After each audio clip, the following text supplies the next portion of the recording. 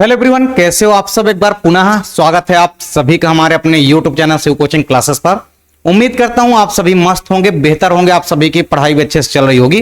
तो आज की इस वीडियो में हम चैप्टर 1 के सारे इंपॉर्टेंट ऑब्जेक्टिव क्वेश्चन देखने वाले हैं, यानी जो भी आपके महत्वपूर्ण वस्तुनिष्ठ क्वेश्चन है उसको हम आज की इस वीडियो में कवर करने वाले हैं।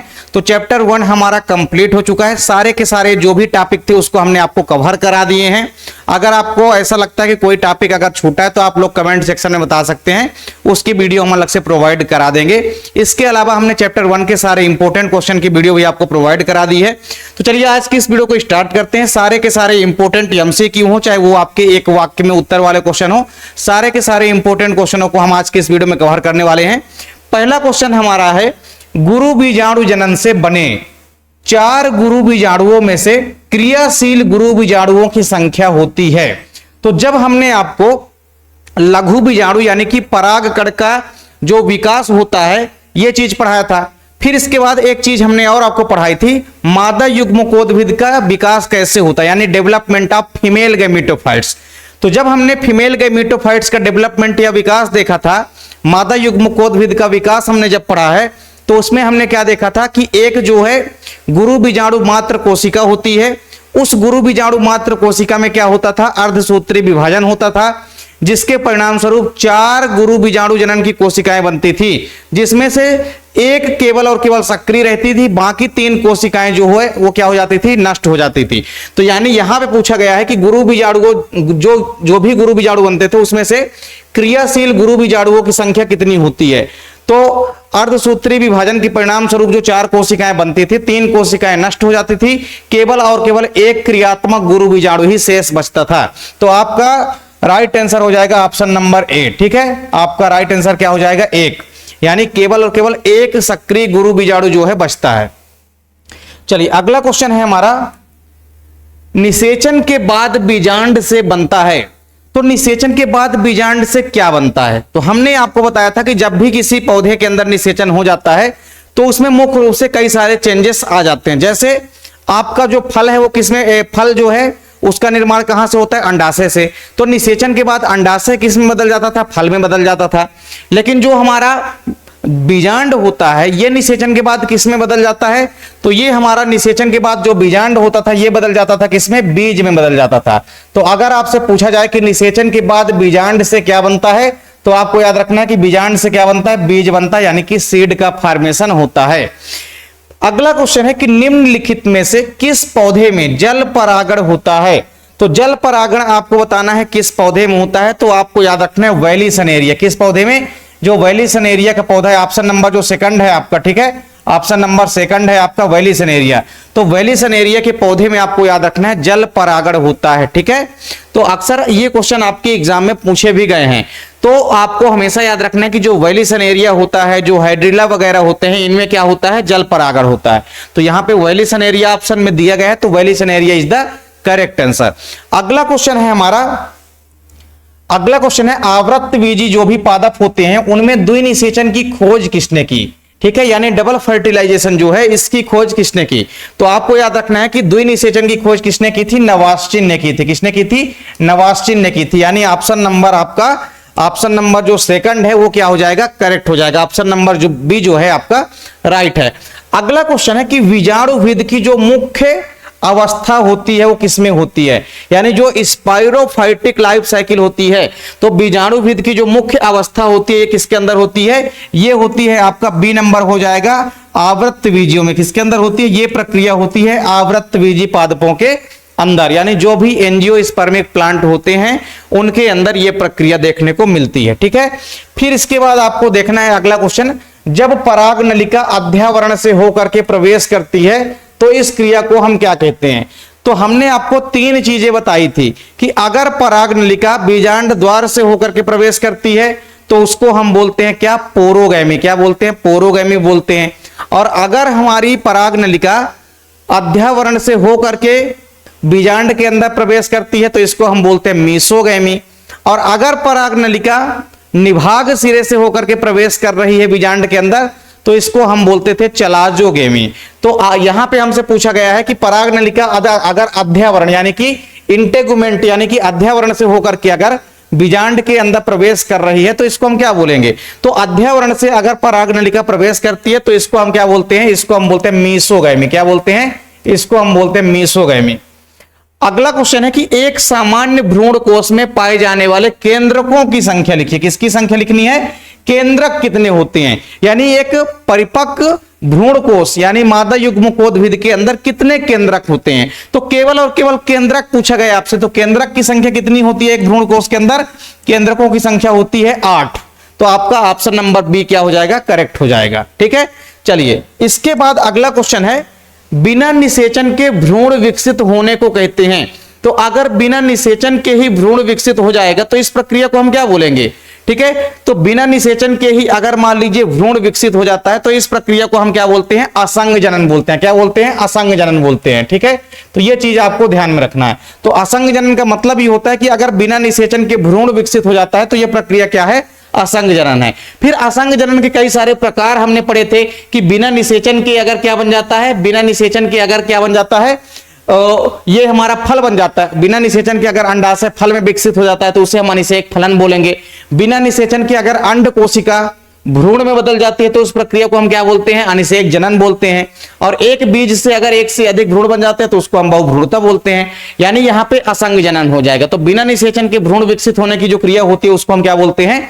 असंग जनन बोलते हैं। फिर इसके बाद आपको यहां पे देखना है अगला क्वेश्चन। अगला क्वेश्चन क्या है कि निम्नलिखित में से कौन सा फूल, ठीक है, कौन सा फूल का भाग है जो कि निषेचन के बाद फल भित्ति बनाता है? तो फूल यानी कि फ्लावर का ऐसा कौन सा भाग है जो कि निषेचन के बाद फल भित्ति का निर्माण करता है? तो हमेशा आपको याद रखना है कि जो अंडाशय की भित्ति होती है, अंडाशय की जो भित्ति होती है यही आगे चल के किसका निर्माण करती है? यही आगे चल के फल भित्ति का निर्माण करती है। ठीक है, क्योंकि निषेचन के बाद अंडाशय किस में बदल गया? अंडाशय तो बदल गया फल में। अब अंडाशय के चारों तरफ की जो भित्ति थी वो फल की क्या बना लेगी? छिलका बना लेगी, यानी फल के चारों तरफ की भित्ति बना लेगी, तो उसको हम फल भित्ति बोलेंगे। तो फल भित्ति का निर्माण कहां से होता है? तो हमेशा याद रखना कि फल भित्ति का निर्माण अंडाशय की भित्ति से होता है। तो ये क्वेश्चन भी आपको समझ में आ गया होगा। अगला क्वेश्चन हमारा है आवृत्त बीजियों में भ्रूणपोष होता है। तो जो भी एंजियोस्पर्मिक प्लांट होते हैं उनमें एंडोस्पर्म यानी कि भ्रूणपोष की अगर प्लॉइडी लेवल पूछता है यानी कि सूत्र गुणिता पूछता है तो आपको याद रखना है कि किसी भी आवृत्त बीजी पादप के अंदर जो हमारा भ्रूणपोष होता है ये कैसा होता है? ये होता है त्रिगुणित। कैसा होता है? ये होता है त्रिगुणित यानी कि ट्रिप्लॉइड होता है। कैसा होता है? ट्रिप्लॉइड होता है। फिर इसके बाद आपको यहां पे सारे के सारे इंपोर्टेंट वस्तुनिष्ठ क्वेश्चन है जो कि एक वाक्य वाले क्वेश्चन है। चलिए अगला क्वेश्चन है हमारा कि परागकणों का पराग कोश से वर्तिकाग्र तक पहुंचना क्या कहलाता है? तो अब परागकण जब पराग कोश से निकल करके वर्तिकाग्र पर जाते हैं तो इस प्रक्रिया को हम क्या बोलते हैं? इस प्रक्रिया को हम बोलते हैं परागण। क्या बोलते हैं? इस प्रक्रिया को हम बोलते हैं परागण यानी कि पॉलिनेशन। ठीक है, तो परागण का मतलब क्या है कि किसी भी परागकण का पराग कोश से निकल करके वर्तिकाग्र पर जाना, यह प्रक्रिया क्या है? परागण है। अगला क्वेश्चन है एक बीज में एक से अधिक भ्रूण बनने की प्रक्रिया क्या कहलाती है? तो अगर एक ही बीज है और उस एक ही बीज से एक से अधिक भ्रूण बन जाते हैं तो इस प्रक्रिया को हम क्या बोलते हैं? इस प्रक्रिया को हम बोलते हैं बहुभ्रूणता। क्या बोलते हैं? इस प्रक्रिया को हम बोलते हैं बहुभ्रूणता। ठीक है, पॉली एम्ब्रियोनी बोलते हैं। क्या बोलते हैं? पॉली एम्ब्रियोनी यानी कि बहुभ्रूणता। ठीक है, चलिए अगला क्वेश्चन है हमारा बीज रहित फल बनने की प्रक्रिया को क्या कहते हैं? तो अगर बीज रहित फल बन रहा है मतलब ऐसा फल जिसमें बीज नहीं होता है तो उस प्रक्रिया को हम बोलते हैं अनिषेक फलन। क्या बोलते हैं? उस प्रक्रिया को हम बोलते हैं अनिषेक फलन। ठीक है, तो अनिषेक फलन के माध्यम से जो भी फल बनते हैं वो सब कैसे होते हैं? वो सब बीज रहित होते हैं। कैसे होते हैं? बीज रहित होते हैं। तो अनिषेक फलन का मतलब क्या है कि बीज रहित फल बनने की प्रक्रिया जो होती है ये अनिषेक फलन कहलाती है। अगर अनिषेक फलन के माध्यम से कोई भी फल बनता है तो उसमें बीज नहीं होते हैं। जैसे आप केले का एग्जाम्पल देख सकते हैं, केले के अंदर आपको बीज दिखाई नहीं देगा क्योंकि अनिषेक फलन के माध्यम से केले का डेवलपमेंट या विकास होता है। अगला क्वेश्चन है कि पराग कोश का वर्तिकाग्र से पहले परिपक्व होना।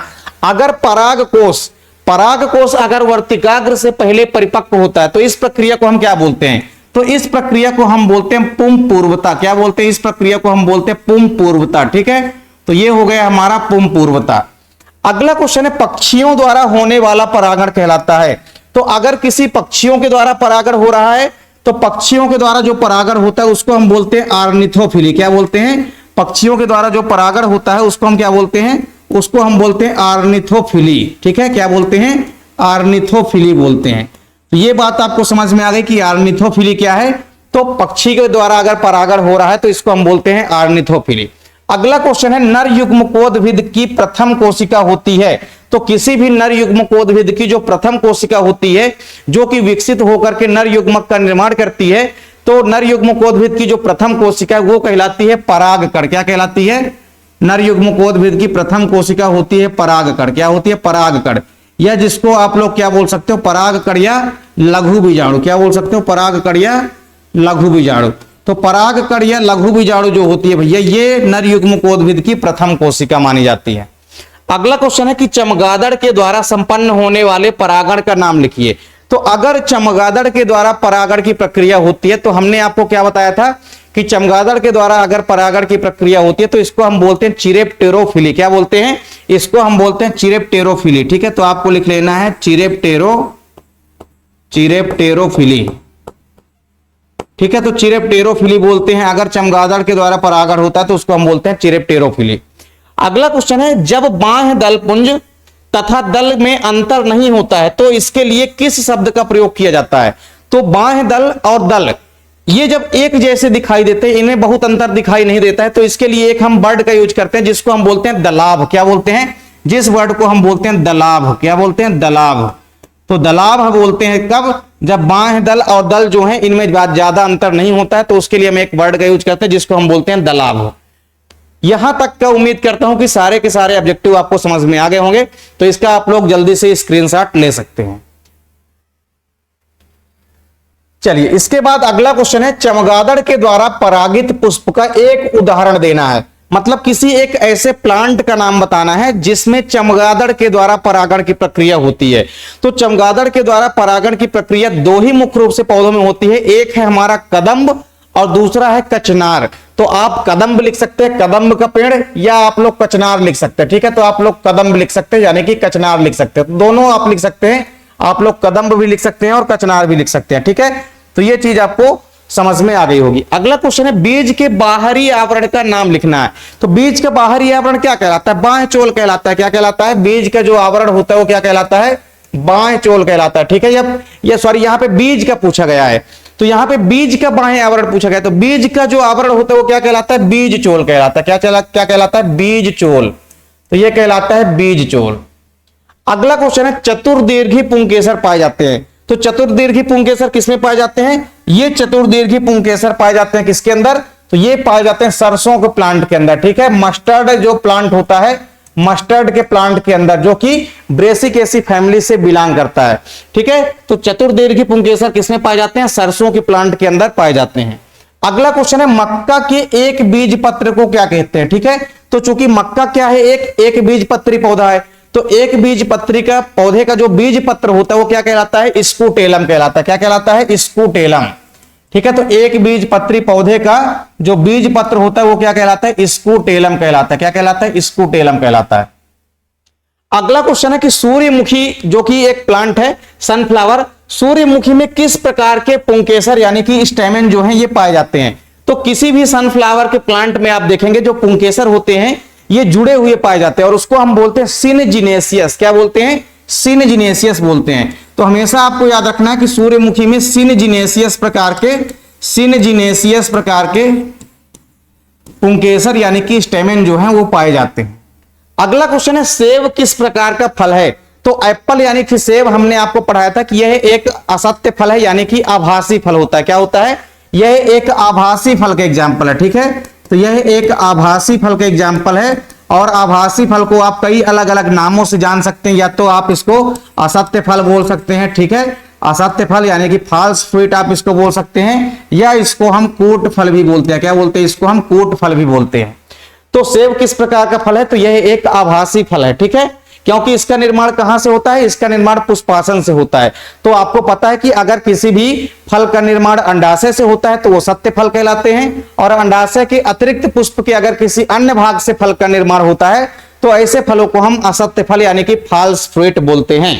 अगला क्वेश्चन है, बीज में भ्रूण पोष का प्रमुख कार्य किसका संग्रहण होता है? तो जो बीज होता है, तो बीज के अंदर क्या होता है? भ्रूणपोष होता है। अब उस भ्रूणपोष का मुख्य कार्य किसका संग्रहण करना है, मतलब भ्रूणपोष जो है किसको संग्रहित करके रखता है? तो आपको लिखना है भोज्य पदार्थों को। किसको संग्रहित करके रखता है? तो ये रखता है संग्रहित करके भोज्य पदार्थों को। ठीक है, तो भोज्य पदार्थ आपको लिख लेना है। तो भोज्य पदार्थों को संग्रहित करके कौन रखता है? ये रखता है हमारा भ्रूणपोष। किसके अंदर? तो बीज के अंदर, क्योंकि बीज के अंदर ही भ्रूणपोष जो है उपस्थित होते हैं। इसका भी आप लोग स्क्रीनशॉट जल्दी से ले सकते हैं। इसके बाद कुछ और इंपॉर्टेंट क्वेश्चन है जिनको भी हम जल्दी से कवर करते हैं। चलिए, अगला क्वेश्चन हमारा है कि परागकण का अध्ययन क्या कहलाता है? ठीक है, तो पोलन ग्रेन की स्टडी क्या कहलाती है? तो आपको याद रखना है कि परागकण का अध्ययन क्या कहलाता है? पेलिनोलॉजी कहलाता है। ठीक है, तो परागकण के अध्ययन को हम बोलते हैं पेलिनोलॉजी। ठीक है, तो ये हो गया हमारा पेलिनोलॉजी। ठीक है, इसको आप लोग थोड़ा सा अच्छे से बना लेंगे, पेलिनोलॉजी। तो ये परागकण के अध्ययन को हम क्या बोलते हैं? पेलिनोलॉजी बोलते हैं। अगला क्वेश्चन है कि परागकण की जो बाह्य भित्ति होती है किसकी बनी होती है? तो परागकण की अगर बाह्य भित्ति आपसे ये पूछा जाए कि परागकण की बाह्य भित्ति कहलाती क्या है, तो परागकण की जो बाह्य भित्ति होती है वो क्या कहलाती है? बाह्य चोल कहलाती है। क्या कहलाती है? बाह्य चोल। तो परागकण की जो भित्ति होती है वो कहलाती क्या है? बाह्य चोल कहलाती है। लेकिन यहां पे पूछा क्या गया है कि परागकण की जो बाह्य भित्ति होती है किसकी बनी होती है? तो परागकण की जो आउटर लेयर होती है वो किसकी बनी होती है? स्पोरोपोलेनिन की। किसकी बनी होती है? ये बनी होती है स्पोरोपोलेनिन की। ठीक है, ये बनी होती है स्पोरोपोलेनिन की, स्पोरोपोलेनिन। ठीक है, जो कि एक प्रकार का रसायन होता है, केमिकल होता है। ठीक है, तो परागकण की बाह्य भित्ति यानी कि आउटर लेयर किसकी बनी होती है? स्पोरोपोलेनिन नामक रसायन की बनी होती है। अगला क्वेश्चन पूछा गया है कि परागकण की आंतरिक भित्ति किसकी बनी होती है? ठीक है, परागकण की आंतरिक भित्ति किसकी बनी होती है? तो अगर आपसे यह पूछता कि परागकण की आंतरिक भित्ति क्या कहलाती है, तो परागकण की जो आंतरिक भित्ति है ये अंतःचोल कहलाती है। ठीक है, तो आंतरिक भित्ति को हम कहते क्या है? तो आंतरिक भित्ति को हम कहते क्या है? अंतःचोल कहते हैं। ठीक है, अंतःचोल कहते हैं। लेकिन अगर आपसे यह पूछ ले कि आंतरिक भित्ति बनी किसकी होती है, तो आपको याद रखना है कि जो पोलन ग्रेन होता है इसकी आंतरिक भित्ति किसकी बनी होती है? ये बनी होती है सेल्यूलोज व पेक्टिन की। किसकी बनी होती है? ये बनी होती है सेल्यूलोज व पेक्टिन की। ठीक है, सेल्यूलोज व पेक्टिन की बनी होती है। तो सेल्यूलोज व पेक्टिन क्या होते हैं? आप लोगों को पता होगा, क्लास 11th में आप लोगों ने पढ़ा होगा कि सेल्यूलोज व पेक्टिन ये दोनों क्या होते हैं? ये पॉलीसेकेराइड है। क्या है? पॉलीसेकेराइड है। कार्बोहाइड्रेट्स आपने पढ़ा होगा, जिसमें पेक्टिन हो गया, सेल्यूलोज हो गया, स्टार्च हो गया, काइटिन हो गया, ये सब क्या होते हैं? पॉलीसेकेराइड होते हैं। ठीक है, तो परागकण की आंतरिक भित्ति किसकी बनी होती है? सेल्यूलोज की व पेक्टिन की बनी होती है। परागकण की आंतरिक भित्ति कहलाती क्या है? तो कहलाती है अंतःचोल। परागकण की बाह्य भित्ति क्या कहलाती है? तो बाह्य चोल कहलाती है। आपसे ये क्वेश्चन भी कई बार पूछा गया है कि परागकण की बाह्य भित्ति कहलाती क्या है? तो बाह्य चोल कहलाती है। और बनी किसकी होती है? तो बनी किसकी होती है? स्पोरोपोलेनिन की बनी होती है। अगला क्वेश्चन है साल्विया में होने वाला कीट परागण क्या कहलाता है? क्या पूछा गया? साल्विया में जो कीट परागण होता है, यानी कीट परागण को एक्चुअल में हम कहते क्या हैं? तो कीटों के द्वारा अगर कोई परागण होता है तो उसको हम क्या बोलते हैं? उसको हम बोलते हैं एंटोमोफिली। क्या बोलते हैं? कीटों के द्वारा अगर परागण होता है तो उसको हम बोलते हैं एंटोमोफिली। क्या बोलते हैं? एंटोमोफिली। तो कीटों के द्वारा अगर भैया परागण की प्रक्रिया हो रही है तो उसको हम क्या बोलते हैं? एंटोमोफिली। क्या बोलते हैं? एंटोमोफिली। अगला क्वेश्चन है सबसे लंबी वर्तिका व वर्तिकाग्र किस पौधे की होती है? तो सबसे लंबी वर्तिका व वर्तिकाग्र यानी कि स्टाइल व स्टिग्मा ये आपको देखने को मिलती है मक्का के प्लांट में, यानी कि जिया मेज के प्लांट में। तो मक्के के प्लांट में आपको याद रखना है कि मक्का का जो प्लांट होता है, मक्का के प्लांट में आपको सबसे लंबे वर्तिका व सबसे लंबे वर्तिकाग्र जो है दिखाई देते हैं। तो ये हमने इंपोर्टेंट 30 क्वेश्चन आज की इस वीडियो में आपको प्रोवाइड कराई है। उम्मीद करता हूं कि सारे के सारे 30 क्वेश्चन जो है आपको समझ में आ गए होंगे। सारे के सारे सिलेक्टेड इंपोर्टेंट क्वेश्चन हैं। इसके अलावा भी हम आप लोगों को एक पार्ट 2 इसका लाएंगे बाद में, जिसमें हम इसके और कई सारे ऑब्जेक्टिव क्वेश्चनों को कवर करेंगे। यानी कम से कम पूरे चैप्टर से आप देखेंगे कि हर एक चैप्टर से हम कम से कम यहाँ पे 100 यानी कि कम से कम 100 ऑब्जेक्टिव क्वेश्चन जरूर आपको प्रोवाइड कराएंगे। तो आपके लिए जो इंपॉर्टेंट क्वेश्चन थे उसको हमने आपको प्रोवाइड करा दिया है। उम्मीद करता हूं वीडियो पसंद आई होगी। वीडियो अच्छी लगे तो आप लोग लाइक कमेंट जरूर किया करिए। साथ ही साथ दोस्तों के बीच भी आप लोग ज्यादा से ज्यादा वीडियो को शेयर करिए। मिलते हैं आप लोगों से नेक्स्ट वीडियो में, तब तक के लिए जय हिंद, वंदे मातरम।